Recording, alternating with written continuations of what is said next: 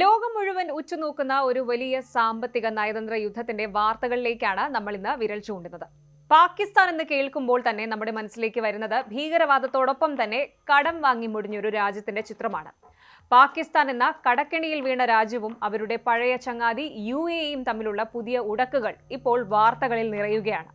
വെറുതെയല്ല, കയ്യിലിരുന്ന $3.5 ബില്യൺ, ഏകദേശം 29,000 കോടി രൂപ ഇപ്പോൾ തന്നെ വേണമെന്ന് പറഞ്ഞ് UAE പാകിസ്ഥാനെ ഞെട്ടിച്ചിരിക്കുകയാണ്. അതെ, യുണൈറ്റഡ് അറബ് എമിറേറ്റ്സ് പാകിസ്ഥാനോട് അവരുടെ $3.5 ബില്യൺ തിരിച്ചടയ്ക്കാൻ ആവശ്യപ്പെട്ടിരിക്കുകയാണ്. വെറുതെ അല്ല അങ്ങ് ചോദിച്ചിരിക്കുന്നത്, നാഷണൽ ഡിഗ്നിറ്റി അഥവാ അന്തസ്സുണ്ടെങ്കിൽ തന്നേക്കൂ എന്ന് പരോക്ഷമായി പറഞ്ഞുകൊണ്ടാണ് ഈ ഒരു ഡിമാൻഡ്. പാകിസ്ഥാനെ സംബന്ധിച്ചിടത്തോളം ഇത് വെറും ഒരു സാമ്പത്തിക തിരിച്ചടിയല്ല, മറിച്ച് തങ്ങളുടെ വിശ്വസ്തരായ സഖ്യകക്ഷികൾക്കിടയിൽ തങ്ങൾ ഒറ്റപ്പെടുന്നു എന്നതിന്റെ വ്യക്തമായ സൂചന കൂടിയാണ്. ഈ സാമ്പത്തിക സമ്മർദ്ദത്തിന് പിന്നിൽ കേവലം പണമിടപാടുകൾ മാത്രമല്ല, മറിച്ച് മാറിയ ജിയോപൊളിറ്റിക്കൽ സാഹചര്യങ്ങളും ഇന്ത്യയുമായുള്ള UAEയുടെ വളർന്നു വരുന്ന ശക്തമായ ബന്ധവും ഉൾപ്പെടുന്നുണ്ട്. എന്താണ് ഇതിന്റെ പിന്നിലെ കളി? ഇതിൽ ഇന്ത്യ എവിടെ നിന്നാണ് വരുന്നത്?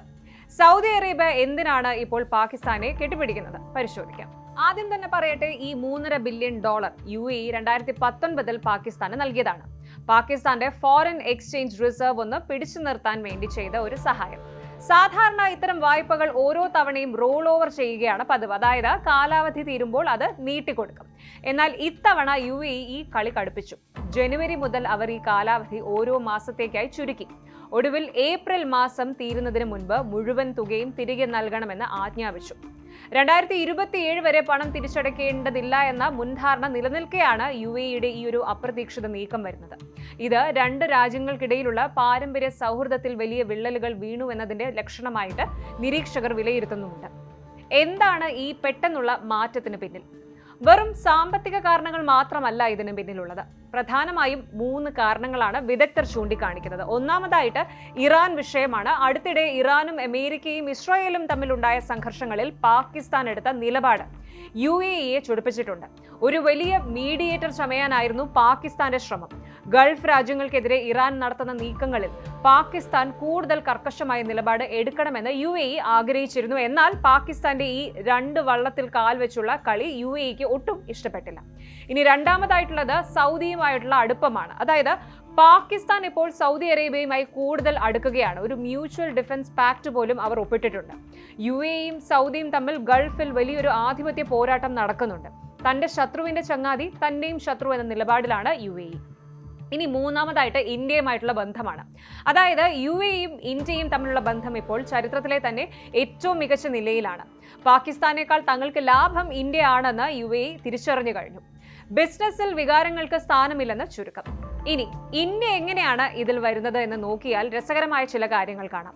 പ്രധാനമന്ത്രി നരേന്ദ്രമോദിയും UAE president Sheikh Mohammed bin സായിദും തമ്മിലുള്ള വ്യക്തിപരമായ സൗഹൃദം എല്ലാവർക്കും അറിയാവുന്നതാണ്. ഇന്ത്യയിൽ കോടികളുടെ നിക്ഷേപമാണ് UAE നടത്തുന്നത്. മറുവശത്ത് പാകിസ്ഥാൻ എപ്പോഴും ഒരു ബാധ്യതയാണ്.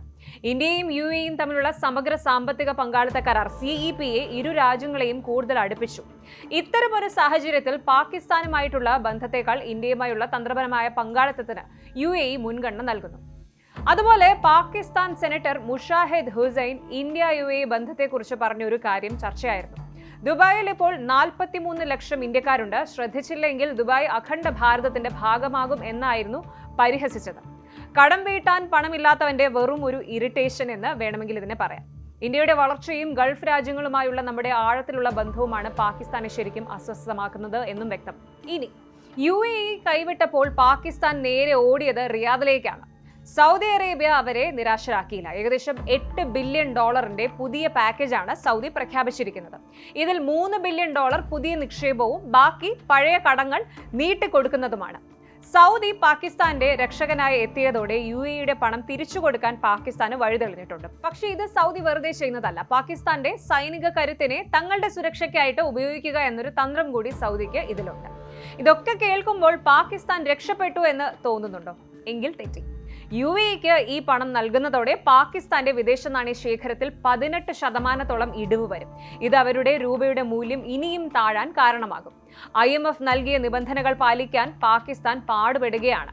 പണപ്പെരുപ്പം ആകാശത്തോളമാണ്. സാധാരണക്കാരന്റെ അവസ്ഥ ദയനീയമായി തുടരുന്നു.